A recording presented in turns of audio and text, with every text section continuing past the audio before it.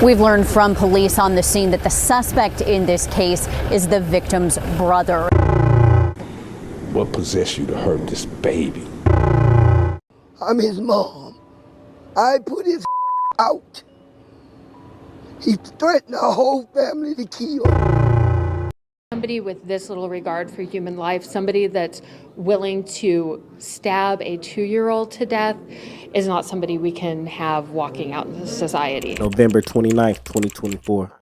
While most families are enjoying and embracing one another's presence, being Thanksgiving brought them all together less than 12 hours prior, one family believes that separation would have saved 2 innocent lives, one of them being a 2-year-old little girl.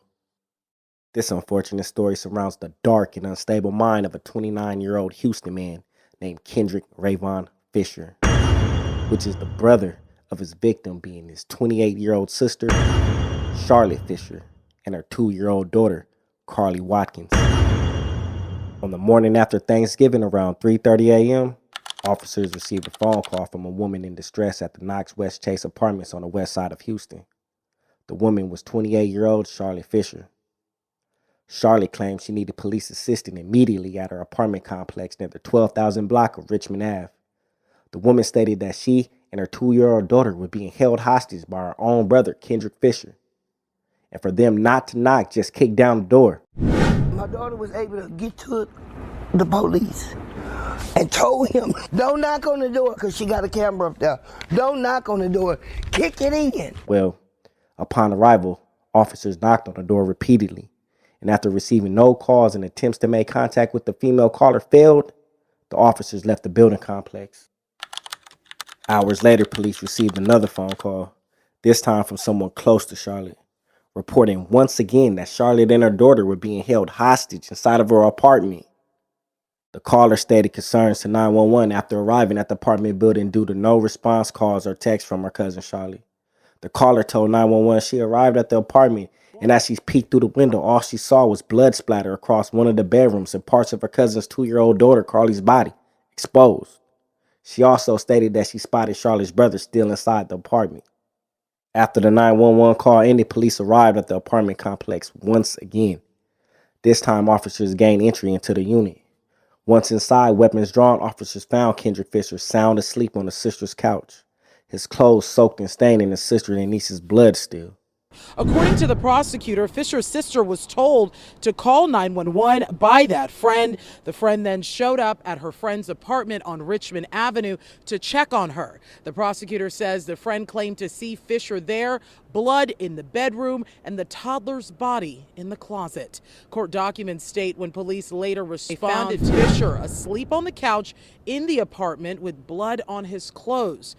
After detaining Kendrick without incident, police called out for anyone else in the apartment and was met with nothing but utter silence. Officers began to clear the apartment, going room by room. What they discovered was staying in memories of each responding officer. A gruesome scene in front of them as they entered one of the back rooms. They found the bodies of Charlotte and her 2-year-old child, both having sustained multiple stab wounds and both unresponsive. The gruesome scene showed evidence of a violent struggle that had occurred, one obvious of a fight to save her and her daughter's life against a 6'3" Kendrick Fisher. It proved to no avail. To police, it was obvious because Kendrick himself bore injuries consistent with that of a violent struggle as well. This horrific incident left neighbors, the community of Houston, and the family with only one question. Why? Joanna Fisher, the mother of Charlotte and Kendrick, stated that she believes her son's actions were influenced by drug use, combined with the mental health issue that her son had been dealing with.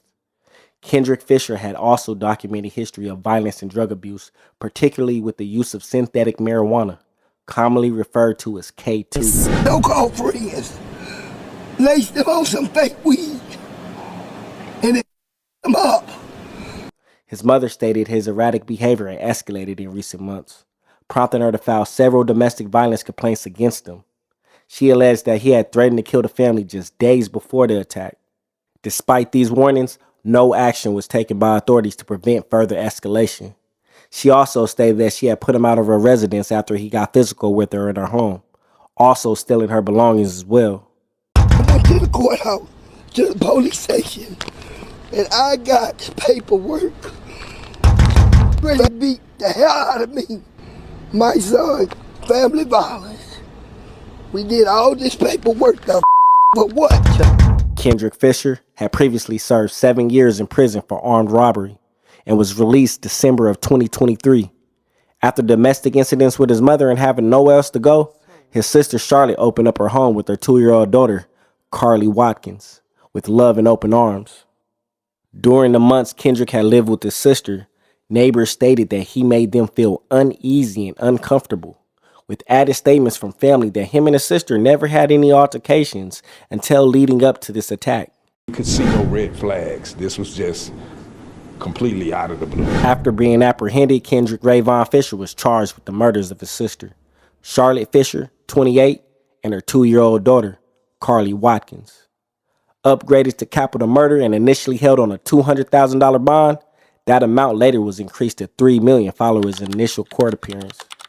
The state of Texas carries the death penalty for capital murder, but with charges against not only his own flesh and blood, but a child, Kendrick Fisher will highly unlikely make it to death row due to prison justice. And I'm okay with that.